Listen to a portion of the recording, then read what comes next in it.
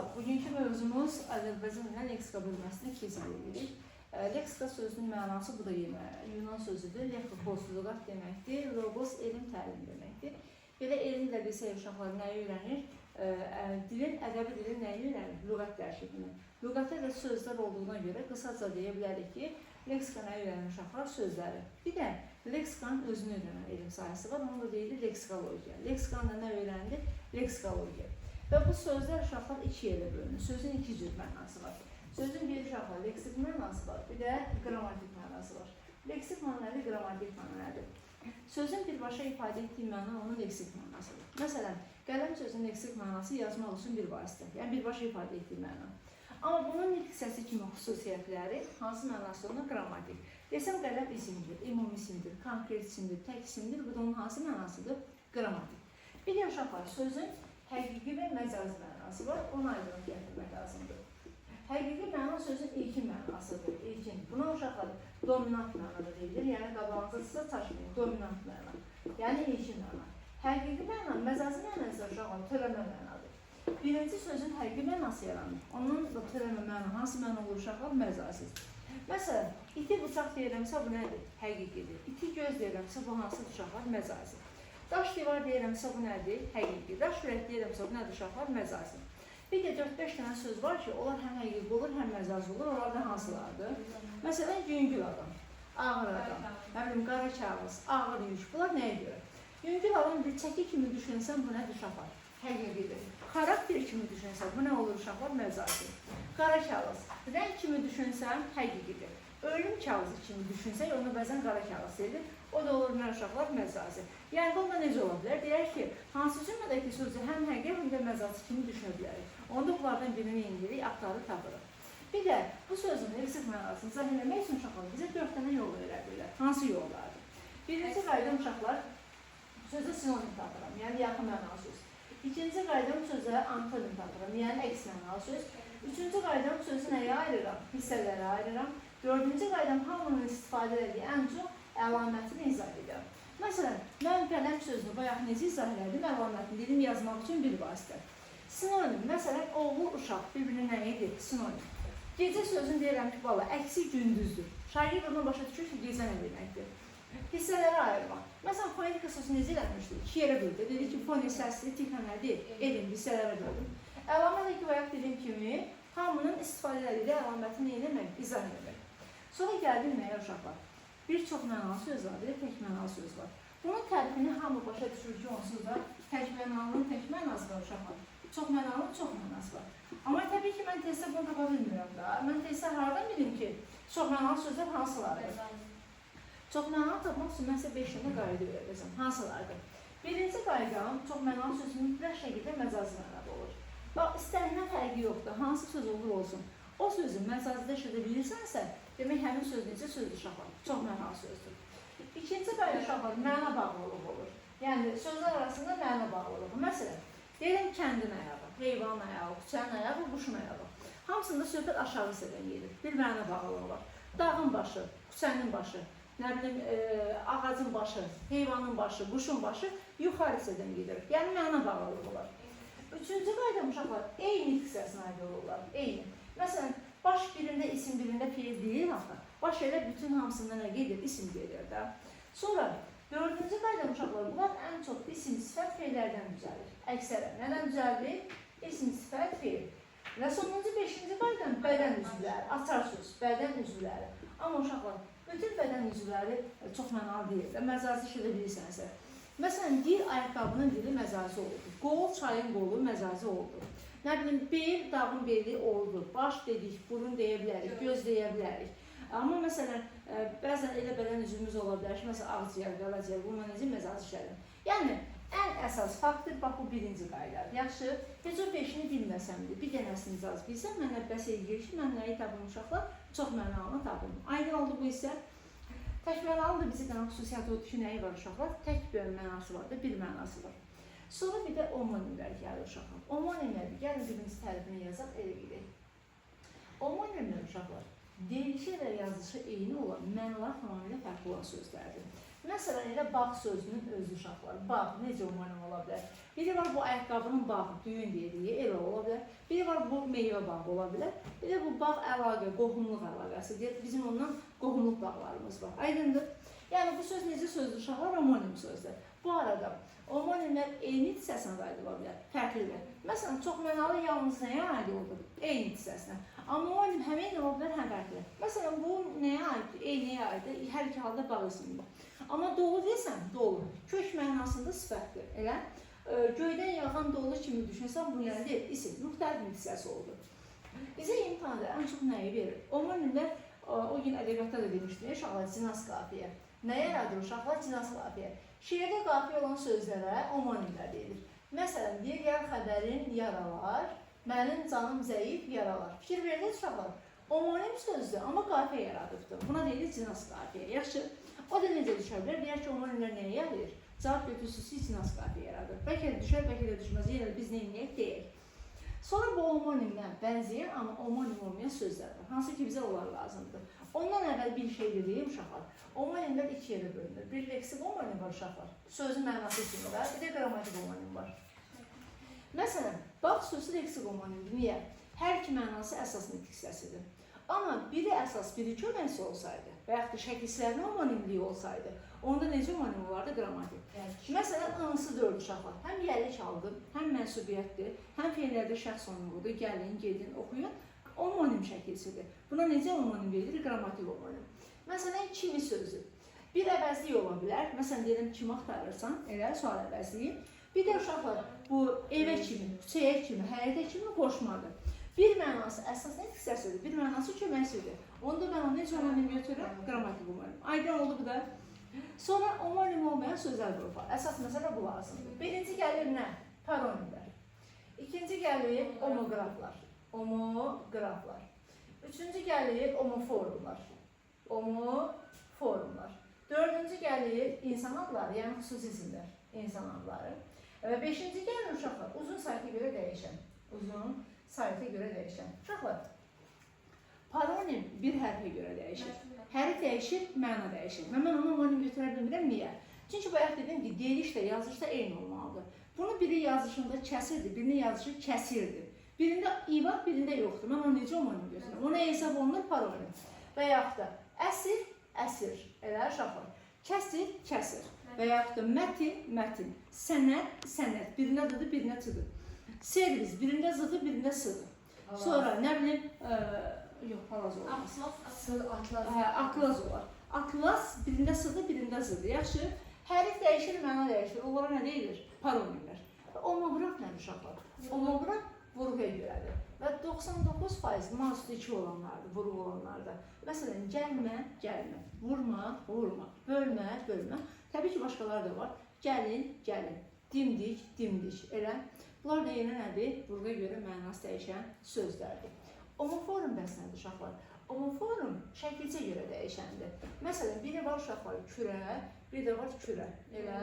Birində sözün kökü də kürədir, dairə deməkdir. Birində sözün kökü kürçaydır, nədir? Yönlük aldı. Şəkilçinə görə məna dəyişir. O nəyə hesab olunur? Omoforum. Biri var şirə, bir də var şirə. Elə.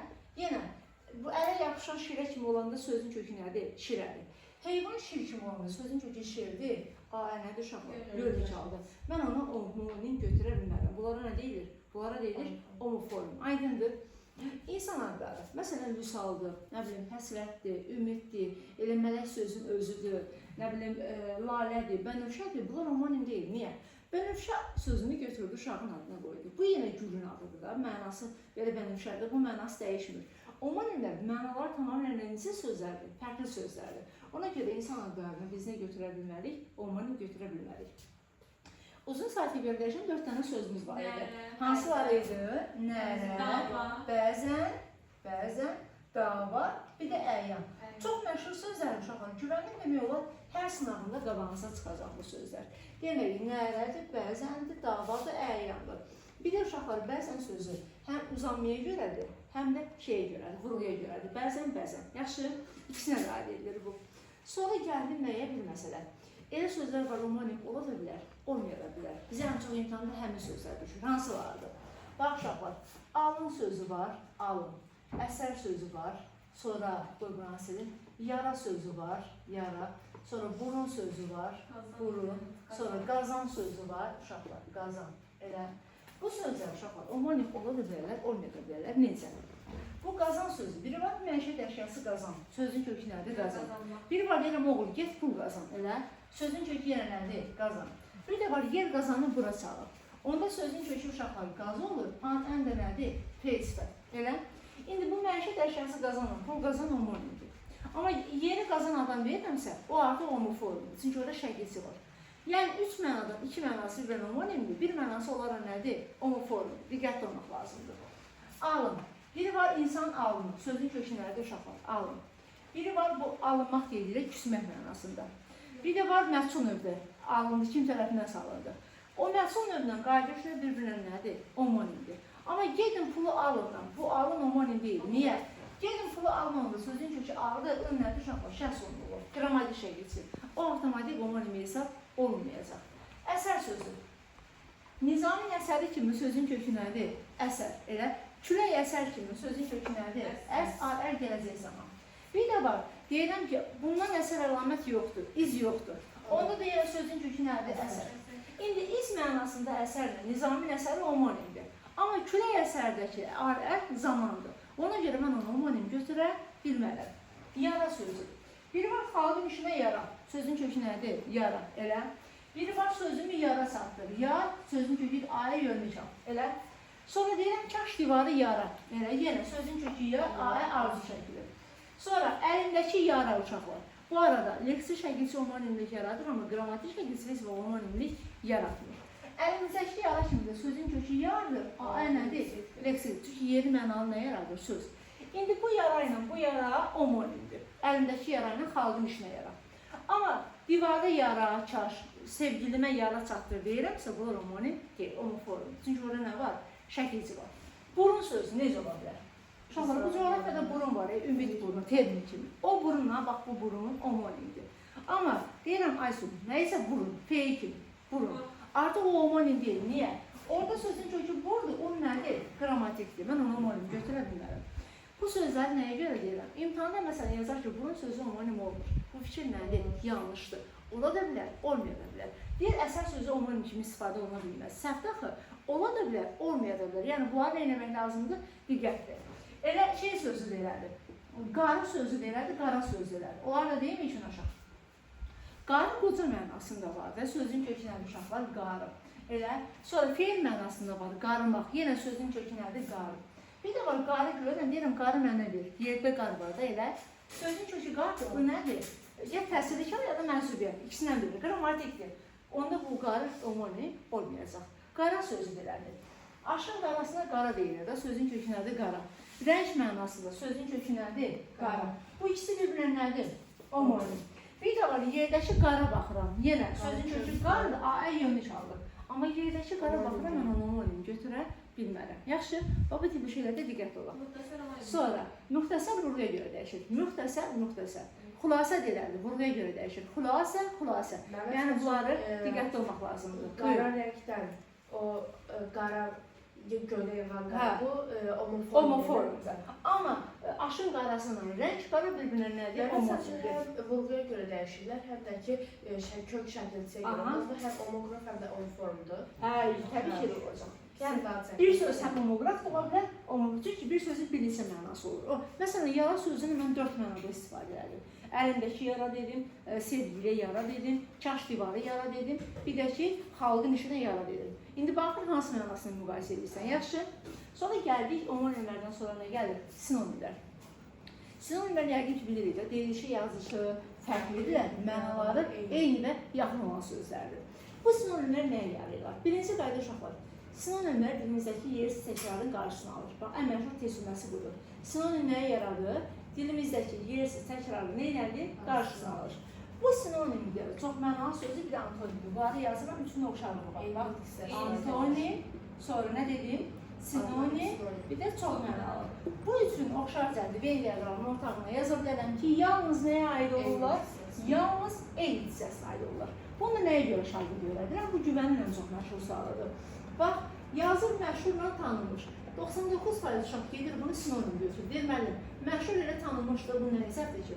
Uşaqlar, məşhur sifətdir, tanınmış feili sifətdir. Bu eyni hissəsi deyil. Məna olaraq hə, yaxındır, mən sizdən razı. Amma nə hissəsi eyni deyil, axı mən onu müəllim götürər, bilmirəm. Və yaxud da, vüsalla qovuşmaq. Uşaq deyir müəllim, vüsal qovuşmaqdır da. Mən bunu, daha doğrusu vüsal həsrət deməkdir, qovuşmaq elə qovuşmaqdır. Deyir, bu niyə antonimi götürmürəm? Antonim olmaz. Aha, qovuşlarda və yaxud da sinonim olsun, fərqi yoxdur. Ona görə götürə bilmirəm ki, bu isimdir, bu fiildir. Eyni hissəsi olmalı uşaqlar. Və yaxud da uşaqla böyük. Deyir, uşaqla böyük niyə antonim deyir ki? Uşaqla böyük bir-birinin nəyidir? Əksidir da. Uşaq isimdir, amma böyük nədir? Sifət. Böyüyün antonimi kiçik olur uşaqlar. Axşı, bax, bu belə şeylərdə diqqətli olmaq lazımdır. Sonra aydınla qaranlıq. Aydınla qaranlığı uşağın çoxsu gedir şey götürür. Nədir? Antonim götürür. Aydın sifətli, qaranlıq isimdən bunu antonim götürə bilmərəm.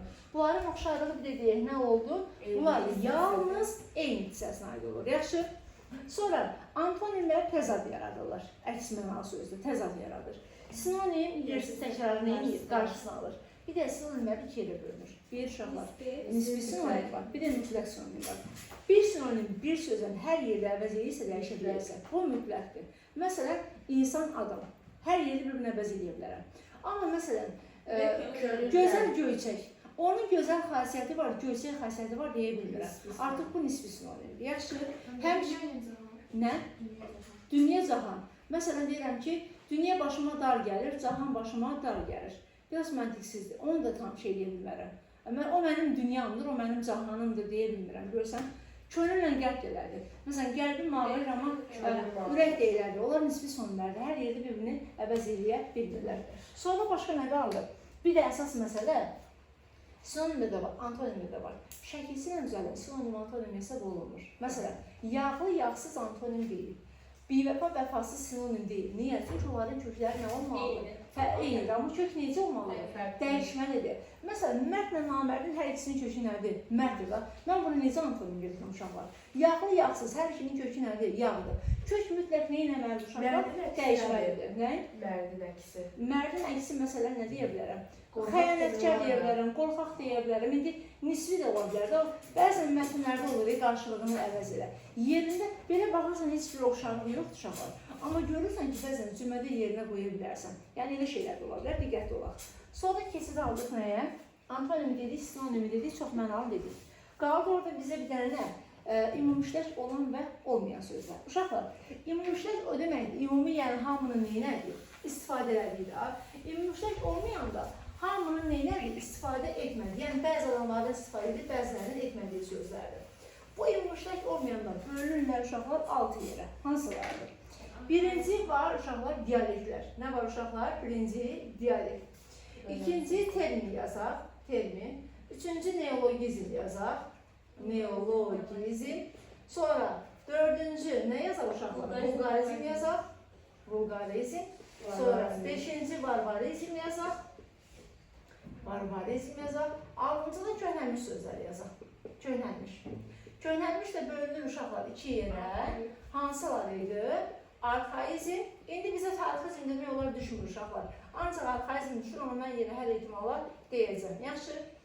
Uşaqlar, dialekt ayrı-ayrı bölgələrdə istifadə olunan şivə sözləridir. Ləhcə və yaxud da nə deyilir buna? Şivə, ləhcə sözləri. Məsələn, ciyi, cici, ana, bibi. Qalğan nə idi? Ata. Əppək nə idi? Çörək. Məhrəba nə idi? Dəsmal. Marşıramaq, nişanlamaq. Nə bilim, gülbəsər, yelpənək, xiyar. Marş, lobiya. Kəbə, Məkkə, Sütül, Peyğəmbəri, Qarlıdağı. Sonra nə var orada? Nimdər, Nalça, Döşəkcə, Doqqaz, Küçə, Hancarı, Necə, Həri, Bəli, Teyxa, Xalis. Hamısını yazılmışam, dəftərdə var, qeyd dəftərində oxuyacaqsınız. Onların hər birinədir dialekt. Niyə öyrənmək lazımdır? Uşaqlar arxaizmlə dialekti qarışdırırlar. Məsələn, dialektləri siz, içində bir şeydən arxaizm tutulur. İkisini də görürsən ki, köhnəlin deyilsən də, dialektlər də demək olar istifadə olunmur da, çox az istifadə olunur. Ona görə şagird bununla bunu qarışdırır. Və bunları ayırmaq üçün əzbərləmək lazımdır. Bilmək lazımdır ki, onların hansı dialekti, hansı arxaizmdir. Məsələn, uçmaq cənnət deməkdir, arxaizmdir. Məsələn, düş yuxu deməkdir, arxaizmdir. Yazı çöl deməkdir, arxaizmdir. Nə bilim, altın qızıldır, tanrı şahiddir. nə bilim, damı tamı cəhənnəmdir, ayaq qədəhdir. Bunlar hamısı nəyə gedir uşaqlar? Arxaizmə gedir. Tarixizm mənə nə deyə bilərəm? Yasavul deyə bilərəm, millis deyə bilərəm, polis deməkdir. Dəbilqə nədir? Papaq deməkdir. Çarıq qədimdə ayaqqabı olur. Pul vahidləri var. Yəqin ki, tarixdən bilirsiniz. Abbasıdır, dinardır, ölçü vahidləri var. Ağac ölçüdür, batmanı ölçüdür, arşın Malala filmində arşın ölçü vahididir. Onlar hamısı nəyə gedir? Uşaqlar tarixizmə gedir. Yəni dilimizin aktiv lüğət fonundan bunlar nəyə keçiblər? Pasiv lüğət fonundan. Yəni demək olar ki, istifadə olunmular. Terminlərdir. Termin ixtisas peşə sözlərdir. Mən o gün üsulları izah edəndə sizə demişdim. İxtisasla, peşə ilə bağlı sözlərə deyilir terminlər və bunlar bölünən iki yerə. Biri var sırf termin olanlar, bir də var həm termin, həm ümumüşləq olanlar.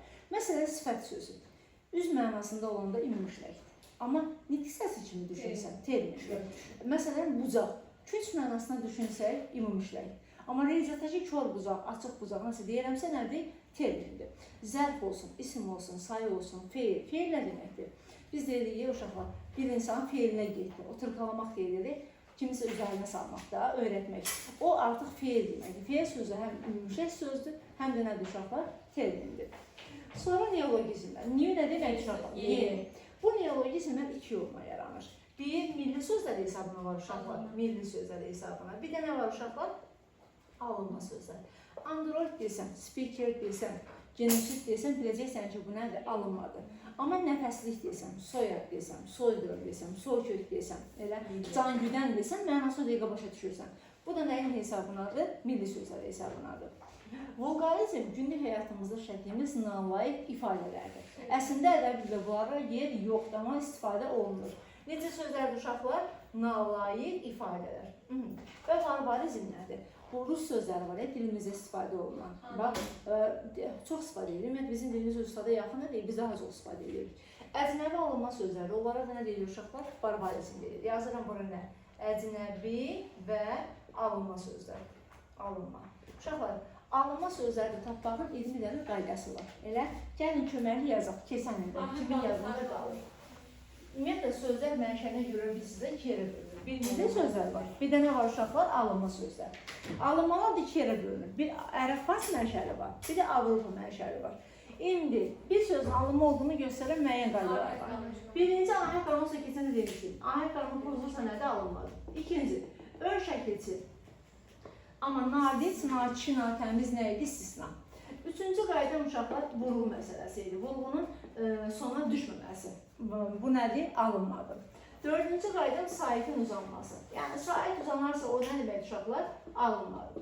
Ondan sonra iki dənə sait yanaşı gələrsə, məsələn, nə deyə bilərik? Saatdır, bədidir, cəmaatdır və s. Altıncı, söz əvvəlində iki dənə sandır. Məsələn, stəkandır, proqramdır. Bunlar nədir? Alınmadı.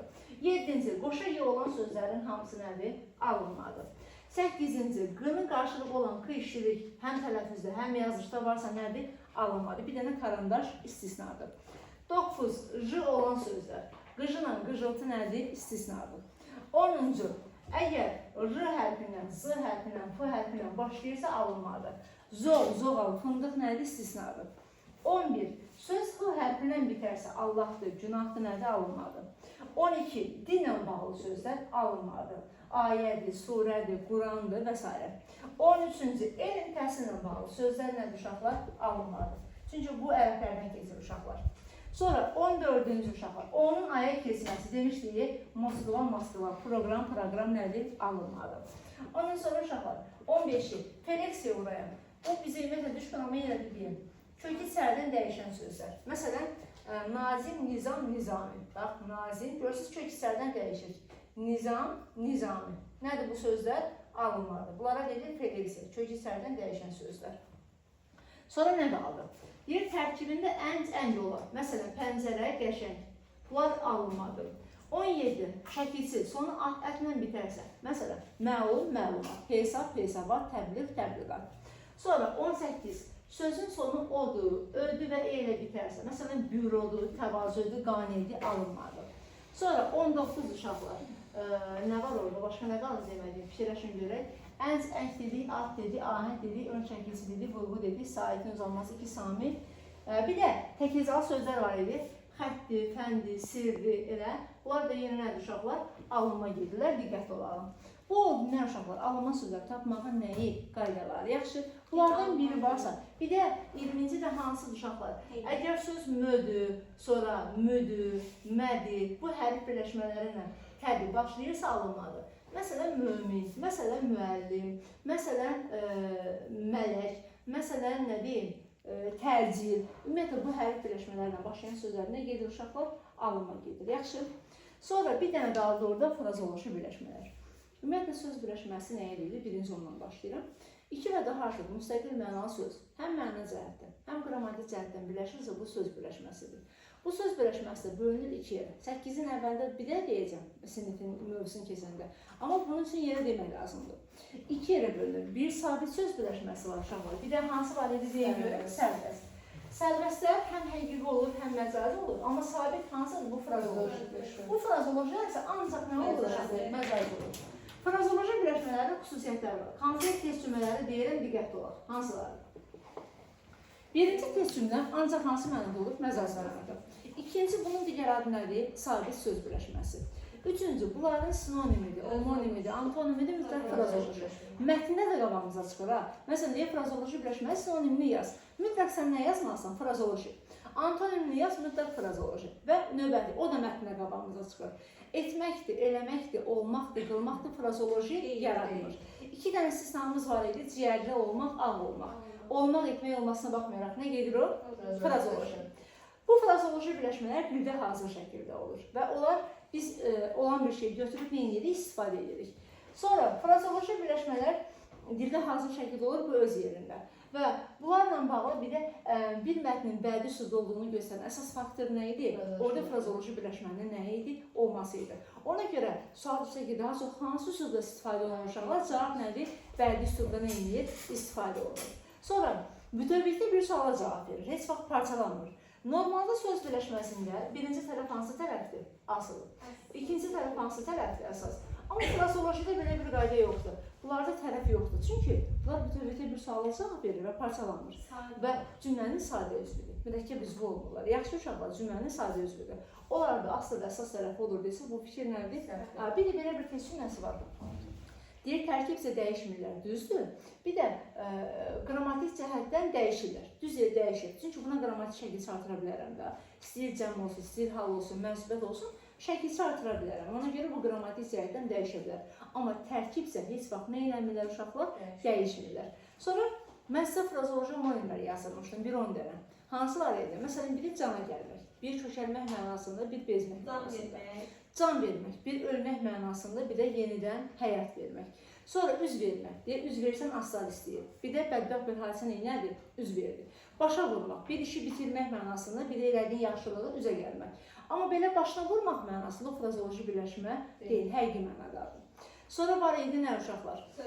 Söz vermək. İcrasda kiməsə söz vermək, bir vəd vermək, hansısa bir işi görməyə. Sonra necə? Söz götürmək uşaqlar həm həqiqi götürürlər, həm məcazi götürürlər. Yəni diqqətli olun. Yaxşı, mən söz götürən adam deyiləm, bu məcazidir. Amma cümlədən bir söz götürdüm deyəsə onu həqiqi götürürlər. Orada diqqətli olaq. Yola düşmək deyir yoldaşımız. O bir mənası həqiqidir, bir mənası məcazidir. Topu atıram gedir, həqiqətən neyini yola düşür. Bu nədir uşaqlar? Həqiqi. Amma qonaqlar yola düşür deyirəmsə, bu avtomatik nədir uşaqlar? Məcazi. Yaxşı. İşə düşmək deyir. Biri var maşın işə düşdü, bir də var zibil bir işə düşdün deyir. Yəni başın bir bəla alır. Demək nədir? İkisi də məcazidir. Onda bu nədir? Frazoloji olmalıdır. Frazoloji olması üçün hər iki mənası mütləq nə olmalıdır? Məcazi. Amma bel bağlamaqdır, gözə kül üfürməkdir, nə bilim, yola düşməkdir, qabağa düşməkdir, ayağından çəkməkdir, quyusunu qazmaqdır, sonra göz yummaqdır, gözü açılmaqdır. Bunlar bir mənası həqiqidir. Bir mənası məcazidir. Sən onları frazoloji, homonim gözləsən, təbii ki, sənin cavabı nə olacaq uşaqlar? Yanlış olacaq. Yaxşı, diqqətli olağın. Dərsimizi tam başa düşdük, yekunlaşdıq. Bu oldu bizim leksika bölməmiz. Dayandır.